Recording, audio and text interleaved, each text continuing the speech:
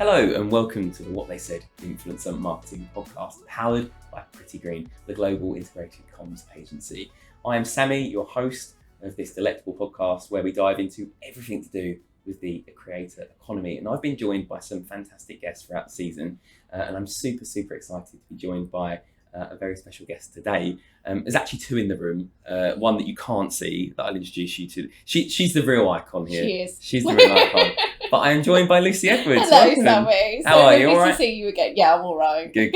I've got a little bio for you. Go for it. I feel like since I wrote this, maybe just 2 weeks ago, it's already outdated. Bless you. Because you are potentially the busiest influencer I've ever met. Running. What can't she do?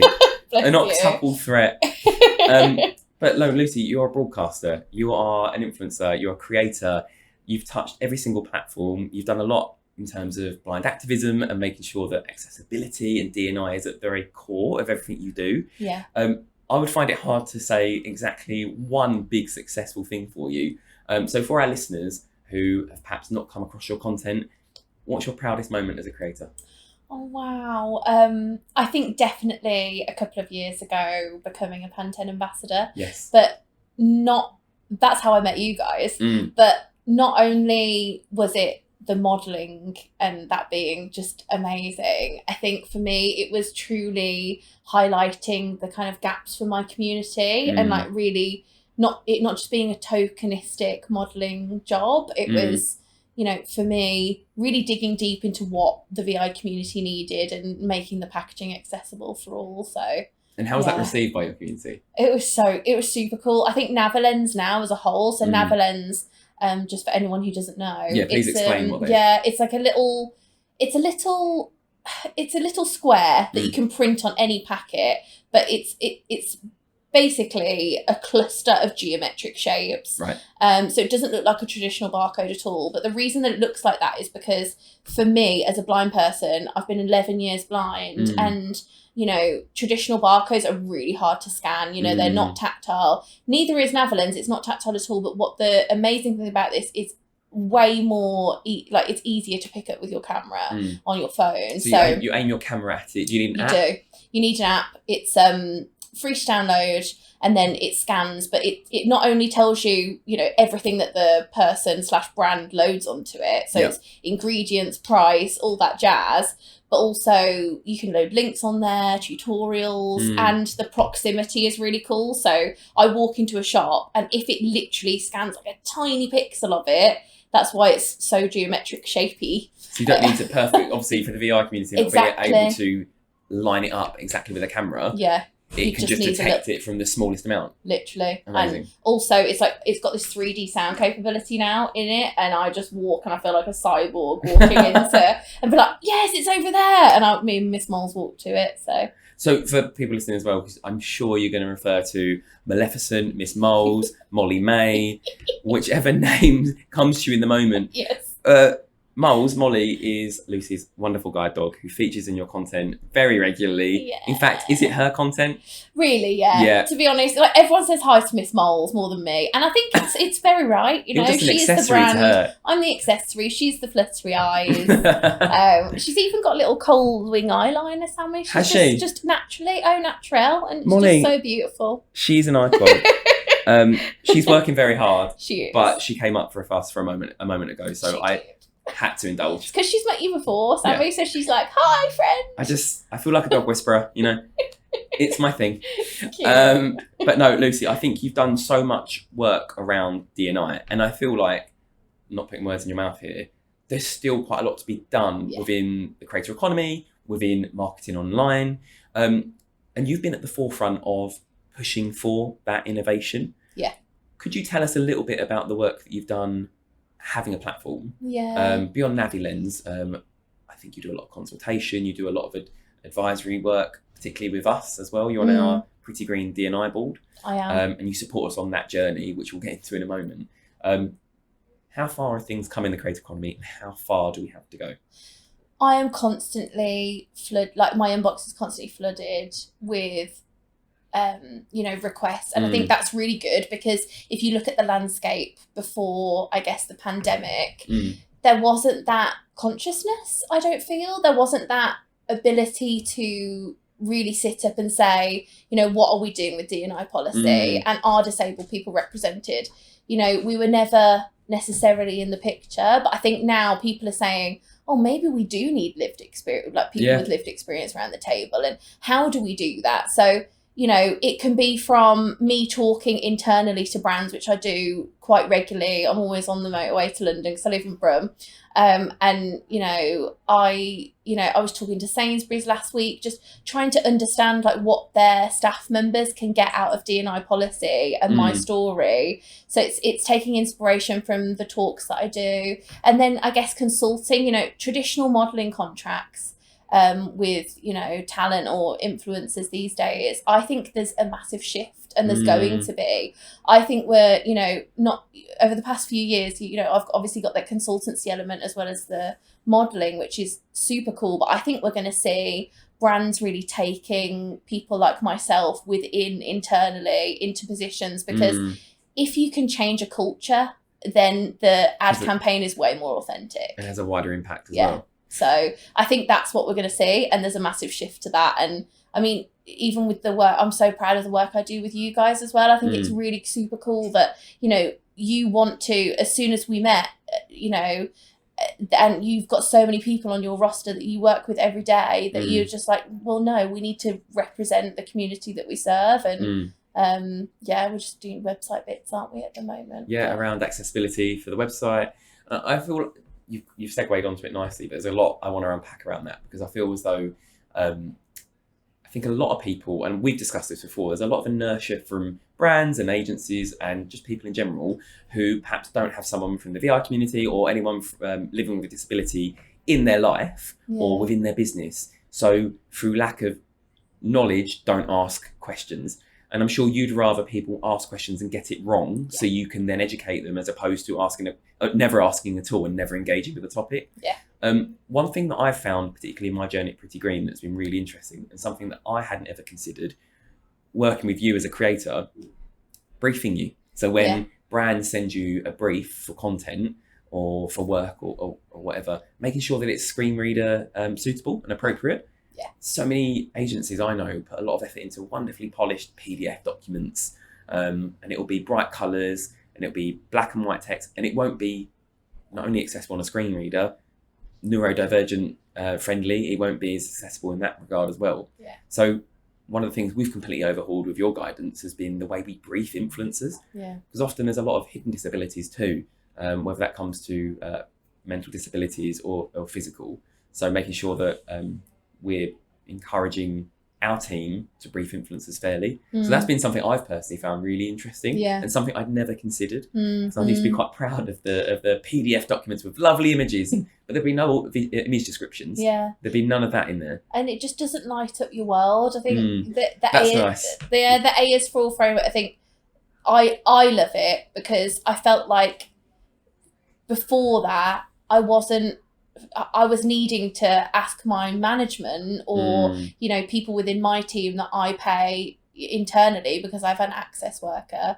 I get a grant from the government as a blind director, or, you know, you can get one as a disabled employee. We're very lucky in the UK. And there is a pot of money that you can access if you have access needs. But, you know, I do have to access that very frequently, even today, and delegate tasks that I don't necessarily want to have to do. Even with agencies who are not as, you know, up to date as you guys, trying to understand what is in front of me, because I do love a pretty image, as you say, but it's like, how do we bring that to life for everybody to enjoy on the same level? To enjoy on the same, because I just hear graphic, and you know, if I'm is that going what the screen reader reads out to you, that image? And there's no just descriptor. image, or a lot of the time I'm hovering over something and it's I don't know, whatever they've named the image, .jpg and loads of numbers. So it's a .png, and you're like, that doesn't, like you said, shine a light. What was the saying you just said? It was really nice. It doesn't light up my world for me. Like I just feel with audio description, with the ability to kind of use your words, and I think through journalism and working at the BBC, I've really appreciated storytelling in a way. And I know that probably sounds scary, like, oh my God, write a story underneath your photo. It's not really about that, but it's like the focal point of the image. What do you look at as soon as you see that image? you know, what is the main thing about it that you see? And even if you just give a couple of sentences, that is enough to try and understand. And also then you're going to get a better result from your, you know, if you talent that you're working with. Because more people can enjoy it. Exactly. So just, there's two things. Lucy, you're getting on all the points that I want to touch on. Cool. Lovely. You touched on A's for all, so I'll come back to that in a moment. For just while we're on this image description point, and for me as well, I think I could benefit from your knowledge on this. How much information is perfect? Because I think sometimes the reason people won't put an image descriptor is because they don't know what to put. Yeah. So what is the perfect?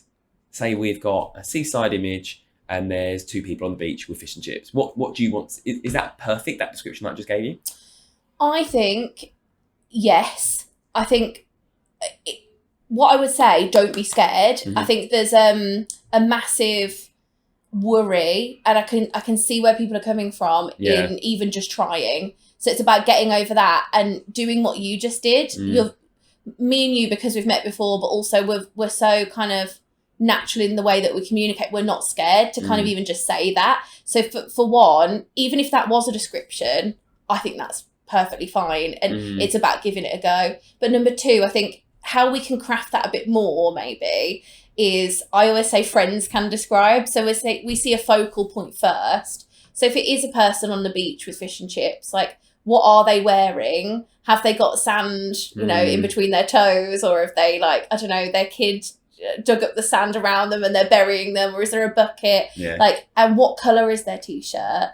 And is there any expression on their face that you would want to convey that gives, like, very emotion? An idea of the vibe of the image. An idea of the vibe of the image. So that's the focal point. The C is friends can describe. So the C is the context. So then we say, you know, in the second sentence, it's a seaside scene, and the general image, you know, sorry, the first bit, you'd also mention the fish and chips. But the second bit, you'd maybe say it's a seaside image on a rainy day or in Devon.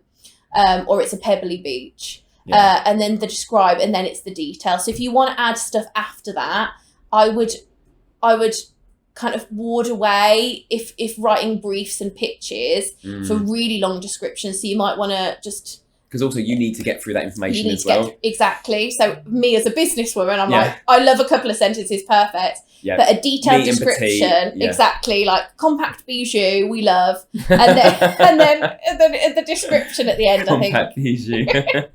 Compact bijou. We use the term neat and petite in the influencer team. Nice. We want to keep every email, every bit of communication, every image description neat and petite.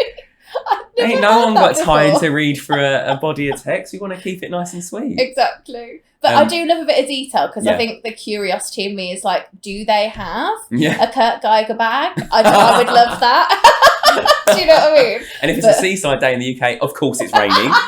Yeah, exactly. Oh, you can tell where my head's at. It's nearly lunchtime. I was like, fish and chips on the beach. Where I'd rather be right now. So true. Me and Molly in the sand. I've never heard meat and petite though. That's so funny. Neat and petite. Meat and petite? Did you say meat and petite? No, neat. Like neat and tidy. I feel like meat and petite is a very different. I thought the meat of the email you were going very abstract. You know, this brief is meat and petite. It's very meaty. Petite. I don't know. As I told you, these podcasts go all sorts of ways. So meat I'm and a petite. vegetarian, Sammy. I am as well. I haven't had a sausage in years. Oh, fair play. I don't miss it though. Do you? Do you know what I do miss? Go on. I don't know if it's make the McDonald's. Yeah, I get you. McDonald's burger. A chicken royale. I do love a McPlant burger. We do. You've again. This is perfect. So we spoke about A's for all, and I feel like what I found really exciting since joining Pretty Green. So I've been here about two and a bit years, and that was when this A's for all framework came into place. And I know you had a hand in advising us on the form that takes, when the touch points that is appropriate for. I'll just briefly describe what the A's for all framework is. So I think we saw post 2020 a lot of conversation around D&I within marketing. Unfortunately, I don't think that momentum continued to today. So as an agency, we've set up the A's for all framework with advisors like Lucy, where across all of our touch points, we are fully accountable for whether it's an influencer campaign, representing age, gender, race, religion, sex. We're not we're eliminating unconscious bias from that process.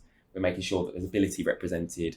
And I think age is a real particular one within influence marketing as well. Often it's a lot of young people, but we know there's families, there's older people. But when it comes down to working with suppliers for events and production, we're making sure that our supplier list is really inclusive, that it's not just straight white men that we're working with. I'm the worst demographic, so absolutely cut me out where we can. But what it does, and it's been really enlightening for me, and of course, you're not always going to get it right, and it's an ever-evolving thing. We take clients on the journey with us, and we have some kind of like a social contract with them where we say, this short list of influencers is inclusive of all of these different points that I just mentioned. So our challenge to you is making sure that the campaign is as inclusive as possible. But that's just from an influencer perspective. There's so many different ways, even into the way that we run the business and the core functions of the business. We embrace A is for all. So with Lucy's help and our D&I board, it's establishing this framework for success that is inclusive, and that runs through all points of the business. And then it's taking brands on that journey as well when it comes to working with influencers. So I don't know how involved you were at the beginning, but you've definitely advised us on that. Yeah, you know what? I think a lot of it was, we did a bit of a framework for Pan 10. And I remember sitting down with your team and then also the kind of wider kind of advert agency and also Pan 10, and thinking, we've got these products that are completely inclusive and accessible. How do we write a bit of a social media framework to go out to the influencers who are also promoting Silky and Glowing? And how can we make this wider? And then I think, to be honest, you guys took it that one step further, because I mentioned to one of you, the brief isn't accessible. And you flew with it. Yeah, I remember that. So I wasn't here then, but I remember seeing the tail end of that conversation where it's almost like the audacity of working with someone who's visually impaired.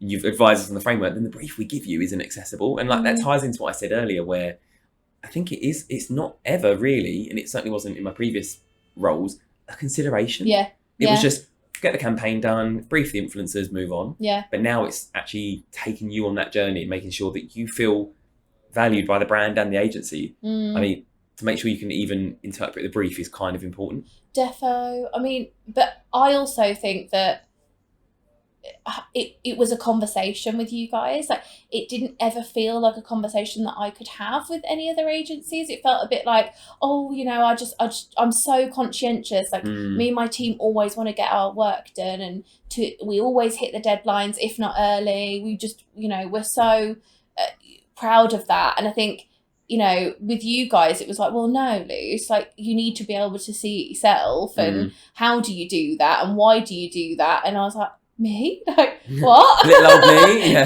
Thank you. But that was quite early on in your influencing career as well. Yeah, it was really cool. I think it was probably like maybe 6 months in, yeah. And I think also when you're that new, you're like, I don't know whether I want to ask, but can I ask? Yeah. At that point, you're thinking, I'm lucky just to be paid for what I do, aren't you? Exactly. Well, we're so lucky, and I think, it's brilliant that how we've evolved the framework to even, going to, I know a lot of my wheelchair user friends say, there's so many London venues that are just not accessible for wheelchair users. How do we put this in the framework? And, I don't know, it's just been a delight to work with you, really. No, thank you. And I feel like definitely one point you just touched on there is, access as well. And I think there's so many events I've been to in my time as a creator before this as well, where it wouldn't be street level access. It would be up 15 flights of stairs, down a corridor, and in the basement of some London dingy apartment. And it's like that's not welcoming, firstly, but also how can everyone access this space? Yeah.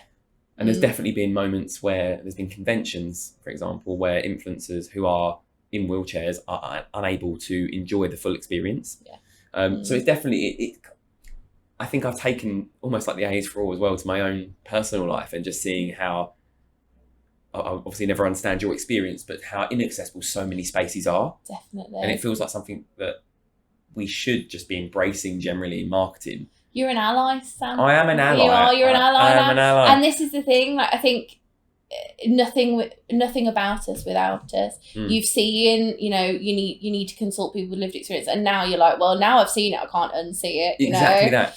And I feel like I was almost quite ignorant before. So I'm making this about me. This is my therapy session. No. But I feel like I was quite ignorant before, and actually, due to your work as well, it's just really interesting seeing, and really hopeful that all these brands are taking up your time to find out how they can do better. Yes. I wanted to talk a bit about your journey as a creator. You've done so much. You're now a seasoned broadcaster. You're with the BBC. You're with the big dogs. But where did it all begin?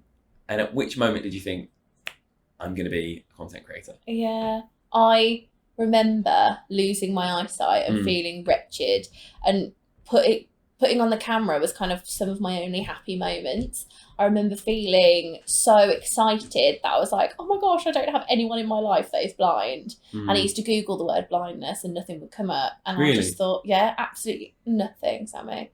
And I just thought, I've got to do something here, you know? I felt so lost with my sense of self. I was 17, you know, and I was like, I just want to blink and do my makeup. It's such a visual thing. So I put on the camera, and to be honest, it wasn't the most glamorous video because I was with Ollie at the time, even then, and we did the voiceover with my mother-in-law's washing machine in the background.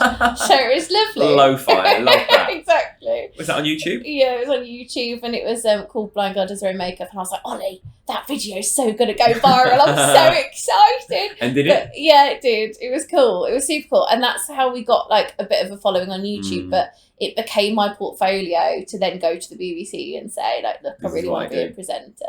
And then it kind of, the way we kind of properly got into influencer marketing with our business was the pandemic, really. I had a bit of a lull in my reporting work for Radio 4, and I thought, right, there's all these headlines on my phone. I'm going to just tell people how I do things. Like, even talking to my friends, they'd be like, Lou, sometimes we don't really know how you do, you know, everyday tasks at home. Yeah. And even they were wondering, they've known me for like 12 years. So I was like, okay, maybe we need How Does a Blind Girl? Yeah. And it was kind of crafted like that because of my broadcast training. And I was like, let's do like a little, you know, the first 3 seconds catchy. Get their attention. And it was always like, we zoom into my face and it'd be unflattering, or like, I don't know, I'd chuck something at the camera. But I love it. And it kind of, How Does a Blind Girl was born. And then from August, we signed up to TikTok in August 2020, and by December we had 1 million followers. Wow. Yeah, it was From insane. August to December you went up to 1 million followers. Yeah. So would you say, I think back in my time as creator, YouTube was definitely the place where you grew the most dedicated audience, and then you took it elsewhere with you. Yeah. It feels like you owned your skills on YouTube and then you went to other platforms. Is that fair to say? I agree. I think TikTok was my baby and still is, and it's where we grew our following. But I adore YouTube. I adore the commenters on YouTube. Like, they're so super sweet, and they've been following me since my channel was called Yesterday's Wishes, and I was like, don't wish for yesterday, wish for tomorrow. And I was telling myself that, really. All this positive and uplifting messaging for yourself. Yeah. Do you find joy in creating content? I do. You do? I do. I think, I'm not gonna lie, it's been up and down the past year, just through like really pushing myself out of my comfort zone and really being like, wow, this is a business now. And I think the first couple of years you do something, you're like, this is such a whirlwind. And then you're like, oh, okay, this is me now. This is my identity. And it's super cool, but this is a job, and how am I pushing myself forward in the ways that I really want to go? Yeah. And I think it's like tailoring, it's seeing me as a personal brand now. I'm like, whoa, this is not just something that's cool. This is something that I now have to strategize. Because I now have to think about. Yeah, exactly. And then it's like, oh, I'm the earner. Like, I employ my husband. I employ my sister. Like, so then there's like a different level of just whacking out a camera. Now it's like, how do we craft the messaging? But then there's also cool moments where me and Ollie just still have fun and go to a premiere. Yeah, exactly. You're actually, I need to explain why you're so well dressed. And I'm not. You're off to a Bridgeton event this afternoon, this evening. But I came in. Like, you took me dirty. I'm so sorry. I feel screwed over. I was like, I'm going to wear a nice jumper today. And you both turned up. Ollie's in a suit. You're in like a gown. Actually, Molly's naked, so that's fine. George. Yes, Molly is Olivia. Bless Molly, her. put some clothes on. But this is why it's so interesting. I think following your journey has been really, really inspiring, probably to a lot of other up and coming influencers. Yeah. Because you do bridge that gap between traditional and mainstream, and then social as well, and having that profile. But you touched on a really interesting point, and I think this is still a misconception within the creator economy, is that you are a business. Yeah. And you have employees, and you are strategic, you're creative, and a businesswoman. And I think oftentimes, a lot of brands misinterpret this happy-go-lucky influencer on the internet for having no business savvy mindset. You are just stumbling around hoping for the best, but actually you've got a team, you've got your schedule and your diary. How has it been, how do I word this? How has it been helping brands understand that you have your own timelines, that you are essentially a production studio as well? Do they understand that? I think easier now that I'm more established. I think at the start, I think just as a whole, we don't have a sort of industry standard for being a creator. So you're kind of at the start, it's the Wild West. You're like, what do I charge? What talent manager do I go with? How do I push this forward? Like, is there like a way that I need to formulate my videos, or is it just post and hope for the best, or and then it's also like burnout, because we have to keep posting and to run our business. So I think that's definitely a conversation, but I think brands as a whole definitely are listening now, I would say more in the past year, about when we feel more confident to push back on briefs saying that this style, if we open the video like that will just not work. Really? We just don't feel that it will work for our audience. So like, fair play. And they listen to your yeah. Some who have been doing it for ages and are kind of more like long-standing brands, I guess they have more of a formula and a marketing technique. But I think the people who are listening and to the pushback on with creators, that it's getting more results. I think as a whole, we've still got such a long way to go in like really looking after creators, trying to craft ability for holiday, understanding that, yes, you can say, like, put out that piece of content in 0.5 seconds. I need it now. But you are going to get a more compromised bit of content that isn't as thought about. And it, I think there are people that still go, oh, we just need a video. And it's like, okay. You touched on a really interesting point that actually resonated with me, because when I was a creator for those years, I found taking a holiday was really hard. It's tough. And this was up until like 2018, 2019. So it was a different time, but I did look back, and I think I could count on one hand the holidays I had over 8 years. It was quite difficult to find that time. So how do you switch off? How do you disconnect Lucy Edwards, who is this presenter, broadcaster, influencer, to your persona you are at home with Molly May, with Ollie, when you're just relaxing? In the last 6 months, I've got so much better. Have you? Yeah. So I think balance was hard before when we first met, I would work weekends 7 days a week. I didn't have a break for 2 years. Wow. Yeah, pretty much. Other than your wedding. Yeah, pretty much. And then past that, I just thought, I can't do this anymore. Like, I am not a machine. I am a human being, and there's not power a cyborg. In saying no to things, yeah, and there's power in saying no, and also being like, is this something I really want to do, or am I just saying yes because I'm so grateful for this opportunity? And yes, I am so super grateful for every opportunity that I get. But I think I was like, oh my gosh, they're giving me a job. I'm blind. This is amazing. Like, I felt grateful in the wrong way, and I wanted to feel grateful in the right way, and that's what I feel like I am. It's not. You don't need a pity job. Yeah. You're here to do good work, and you do it well. Exactly. And it's about having a team that really respect your time as well. Like, I just think we are in such a good place as a team. My internal team, my external team, my PR team, like all of us, there's like in harmony. Yeah, definitely. And can we talk about that? Because I think you've touched on your team several times. Yeah. We've got your lovely Ella here, my lovely Elle. from the agency that represents you. What would you say to influencers who are thinking, and this is something I ask influencers that come on the podcast, when should they start considering talent management or building a team around them?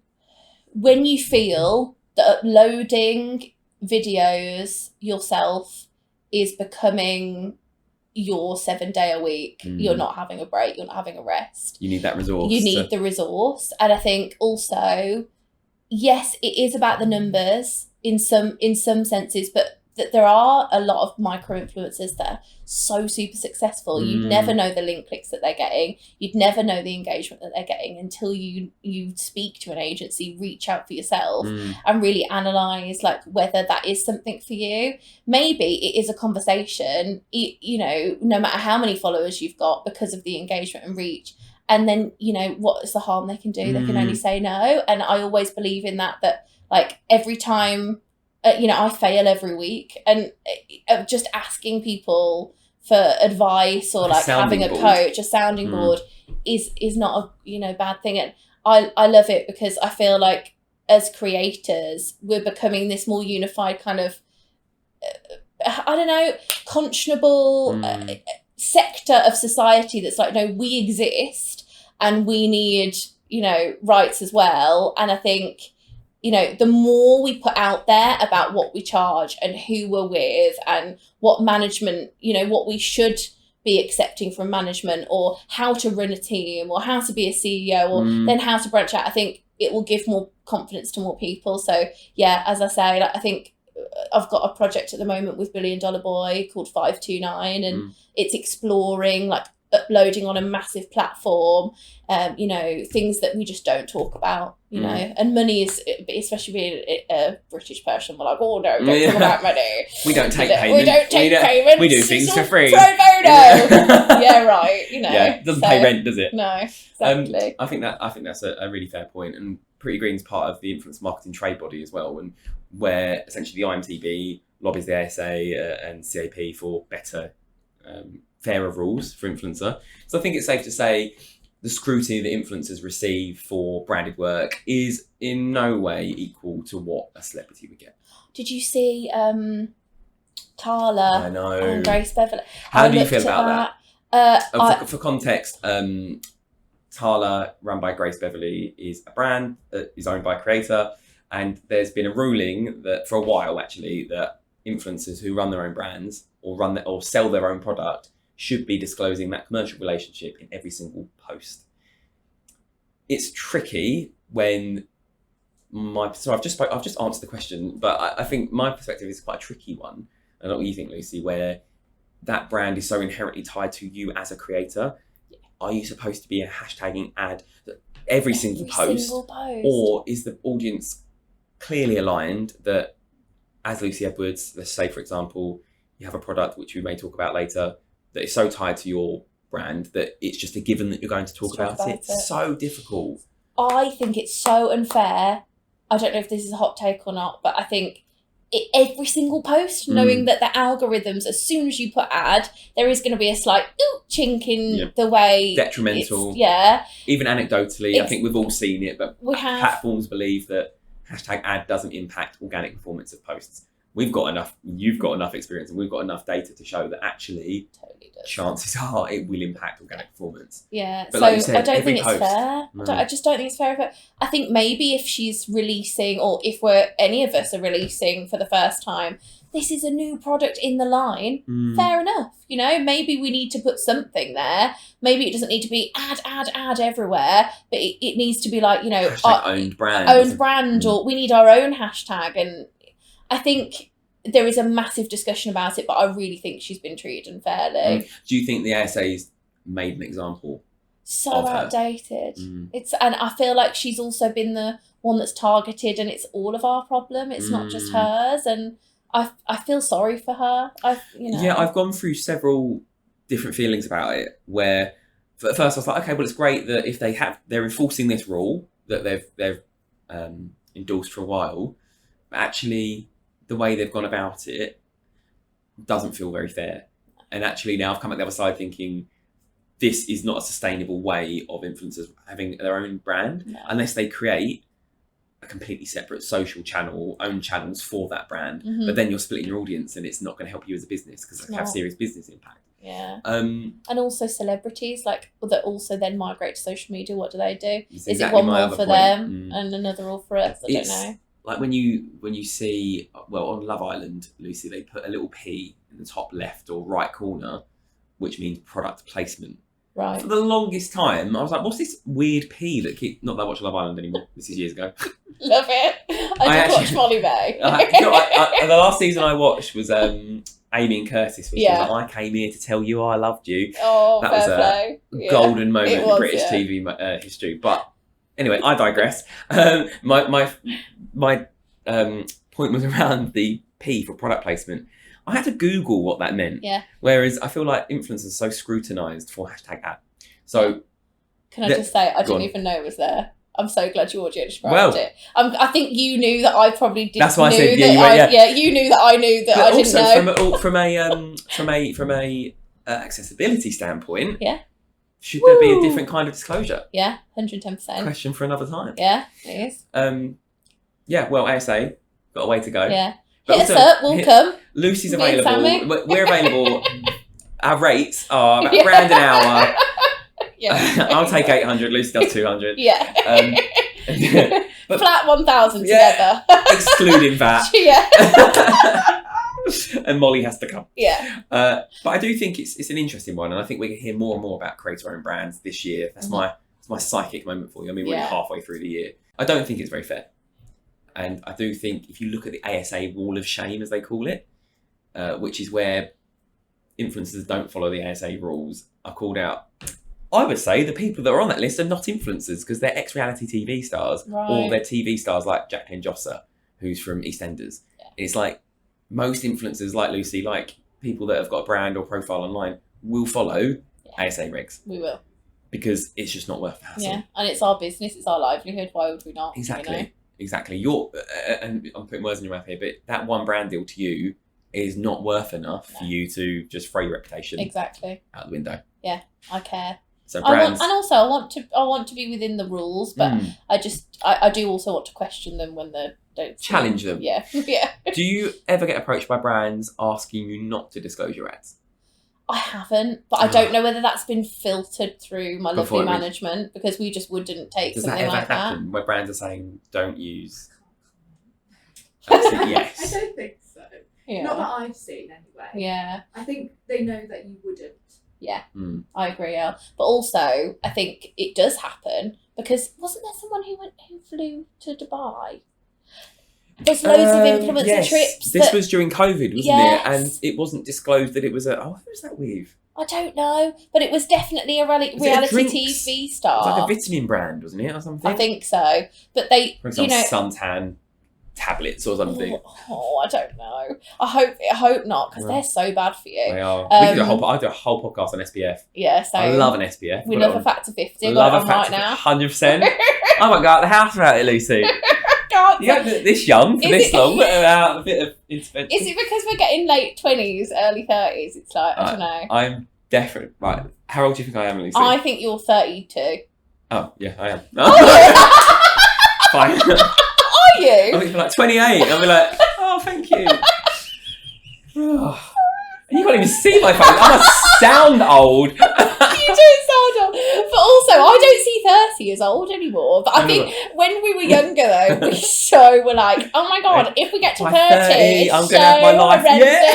I'm like, if we don't have our life together, then like, oh my God. I need a house. I need 4 kids. It's going to be like, no, I like barely afford to buy food on the table, let alone we have kids. Literally. But I did know. So I feel like you get into a bracket at our age that I call it 27 to 35 bracket, where we all talk about SPF. Yeah, 100%. And we all have those machines that like... you have to put it on your neck as well. Yes, you know that? You have because the neck is an extension of your face. Yeah, and you look older if you have a crinkly neck. Yeah, 100%. I don't want a turkey neck. We don't all I could just grow a beard though. Yeah, true, to be fair. You've got the hack. Yeah, whereas I don't really. That. Well, you never know. You could stick some on. True, to be fair. It would probably look quite nice, actually. It's 2024, Lucy. Exactly. Wait, is it? I thought, it's 2024. What year is it? Wait, sorry? 2025? God, back on topic. Yeah. There's been several instances of you breaking the internet, but one that I want to talk about is your wedding. There was a lot of headlines on that. Yeah, there was. I thought it was probably one of the most endearing, wholesome pieces of content I've seen. Thank you. Could you, for the audience that hasn't listened to or watched your content around your wedding. Can you give an explanation of what happened and how much of it did you, just from the strategy mindset, how much did you plan in terms of coverage? Okay, so I had a TikTok guy, shout out to Adam, because I was like, I don't want to do content on my wedding, but I so want to. Yeah. So I sent him 10 ideas that he smashed out the park. So was he a content creator for you? Yeah. So he came along and produced content at the wedding? With his assistant, and he just smashed it. He was just amazing. I would love to put his stuff in the show notes if we can. I don't know. Absolutely. Is that okay? We can. I'm sure we can put it in the podcast description. Okay, awesome. So yeah, I think for me it was a strategy, because I just thought I really would love to cover this. Like, I'm a lifestyle creator as well as a broadcaster. Like, I need to kind of let my audience in. So the video, I blindfolded everyone at my wedding. My nan was like, why did you do that? I wanted to see you. But actually, I do realise why, because it was amazing. But Ollie was like... because I can't see you. Because I can't see you, Nan. Love you. She's so funny. You silly Billy.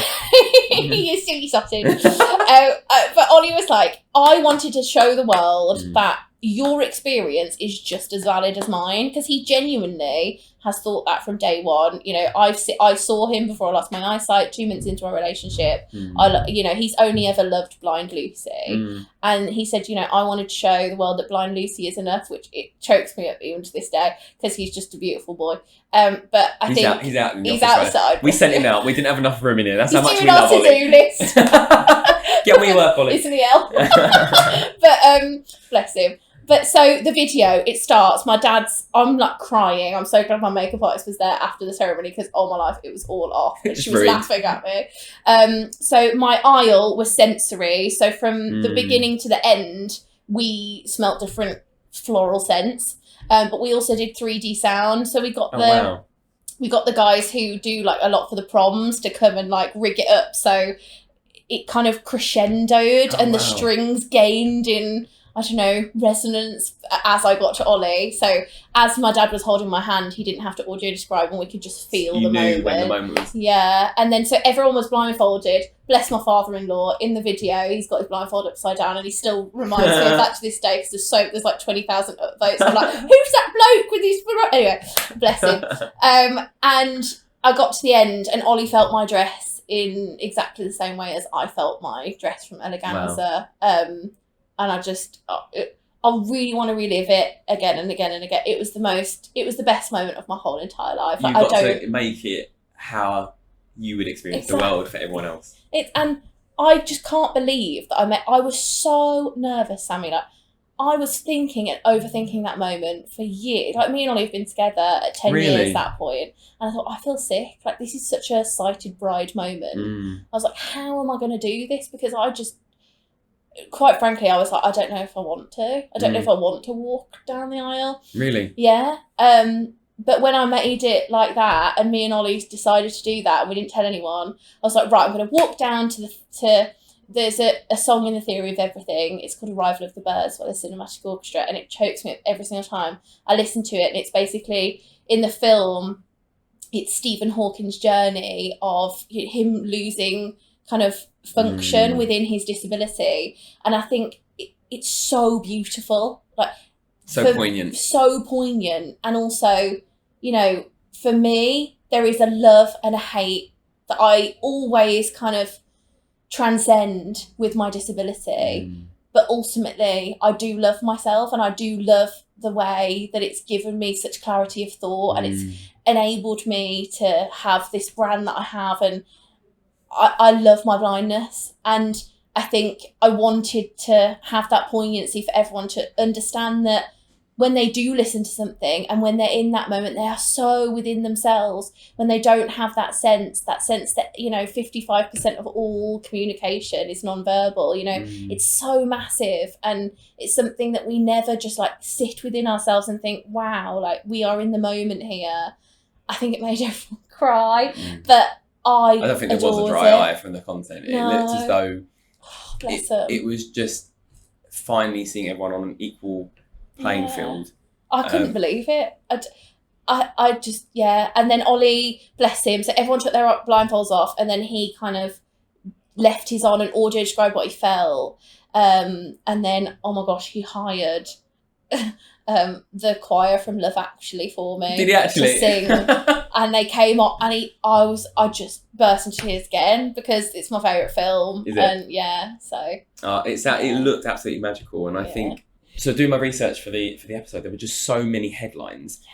Obviously, you've got your team around you, you've got your internal team, external team. How much of the coverage was PR? planned? I didn't have any, Really? literally. All totally it was earned. unhinged. Wow. It was, everyone just descended. Katrina's inbox. Elle wasn't our assistant, but Elle, honestly, she still talks about it now, doesn't she? She's like, oh my, knew what happened. But she was filtering all the messages. Well, we couldn't control it, Sam. Honestly, it was amazing. But yeah, I mean, now I have a PR too because I'm like, I want that again. That's my favourite. Not that we're ever gonna. You can always renew your vows about 4 years. Honestly, do it again. Exactly, it's true. Yeah, but so it was all completely earned. There was no push from a PR team. I couldn't believe it. And the fact that the video went just from 0 to 1 million in pretty much an hour. Really? It was a bit insane. Yeah. So what platform did you post on first? TikTok? We posted on TikTok first, and it went crazy on TikTok first. But the fact that it felt like we were just posting on TikTok for the first time what our videos were doing back then, because the algorithms changed so much, and people expect. I mean, I usually did expect for the videos that we post, even now, I'm like, oh, the algorithms changed. I post and I reply for the first hour, and it doesn't do the same as when you first post and go viral. It just doesn't. And every post is we have strategy meetings, and every post does different things for you as a business. But I think with just that trial. I was like, whoa, want that every time. It was insane. I don't really know how to even kind of put it into words even now, and it's not even just a year later. So I mean, with your permission, I think it'd be nice to overlay so this podcast is also video podcast as well, so if people want to watch and listen, so with your permission we could overlay some clips just as we're talking, just to show, but we'll chat to you about that separately. I think you touched on the platforms there, and obviously the algorithm is unpredictable. When you work with brands, do they let you know, or agencies rather, do they let you know what your measures of success are? So when we brief influencers, and hopefully you've seen it as well, we'll say measures of success are using impressions or audiences clicking through to a product. How transparent are brands or agencies with you about what they want your content to achieve? I think it's really interesting, because I think there's ROI, and then there's also brand recognition through me doing D&I and disability. So there's definitely two strands of our business, which I love, because there's different metrics for different content and within our scope. And I think I really love people being up front, but I would never do a campaign where they say, we're going to pay you if you get X amount of views. I just don't think that's fair. Purely because it's unpredictable. It's not in our control. So I think sometimes ROI as well, when you're doing just a review on link clicks. But you can't control that journey. You can get an audience to click a link. Whether or not they actually then believe in the product and want to buy it is a completely different matter. So that's what I agree with you. I think link clicks fabulous. I think past that, I'm not. You've done your job. And I don't know. It's a complicated topic, and one that I would love to unpack even more. But I think for me, maybe another podcast episode. Yeah, maybe another podcast episode. We'll get you back for another one. But I think it's important to have those measures of success. I'm so glad that you guys are so upfront with it, because we need something within our content. But just to know that, if a campaign does flop and you don't get the link clicks that you desire, maybe it's something that, you haven't had the right strategy with that creator. It's not just on the creator. It's not just the creator's fault. So, I think that's just good to flag, really. Yeah. My final question to you, unless there's anything else you want to discuss, Lucy, is what piece of advice would you either give your younger self or creators who are up and coming now? Wow. Big question. Yeah. I think just be kind to yourself in a way. You know, I was so hard on myself in those early days, and I think there's one side of you that does want to do well and be conscientious, but I think you can take that too far. Knowing who's right to work with as well, like the people that you surround yourself with, your immediate team, is so super important for your mental health. Understanding that you do need to carve out time for holidays. Like no one's gone anywhere on my platforms. Like, I've been able to take weekends off for the past 6 months. Like, no, and the world hasn't ended. The world has not ended. People have not left me. Like, I'm still got a business. Yeah. And being a freelancer, sometimes you do think, oh my gosh, when's the next job? And you worry about that. And it's a natural worry, and it's a valid worry, but it's one that when you are stable within your industry, you need to take your foot off the gas and make sure that you can trust in your team and your talent agency and know that they've got it covered as well. Definitely. And that's when you can do your best work, when you're rested. Exactly. Lucy, thank you so much for joining us today for this episode. I've been looking forward to this one.